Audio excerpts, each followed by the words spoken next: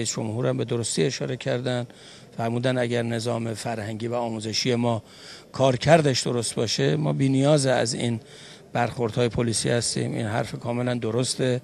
این مفهومش این نیست که پلیس نباید وظایف خودش انجام بده. ما از فرمایشات ایشون چنین برداشتی نکردیم، بلکه تقدم اقدامات فرهنگی رو اشاره کردن و طبیعی است که اگر همون عرایضی که من در صبحگاه هم داشتم، ما به ریشه های ایمانی و فرهنگی اسلامی ایرانی اگر خوب توجه کنیم و اون رو به خوبی ترویج کنیم، حتما مستغنی میشیم از برخوردهای انتظامی. برخورد انتظامی برخورد با معلول هاست، نه با ریشه ها. خوبه که همه دستگاه ها وظایفشون رو در چارچوب این قانون عفاف و حجاب انجام بدن. اون وقت ما هم بی‌نیاز میشیم و نیروی انتظامی طبیعی است که از همه بیشتر خوشحال میشه که با جرم و ناهنجاری در جامعه روبرو نباشه و بار مسئولیتش کمتر بشه. ولی خب میبینیم گاه و بیگاه ناچار به مداخله هستیم، ولی الحمدلله آثارش خوب بوده، هم در کنترل جرایم هم در کنترل مفاسد.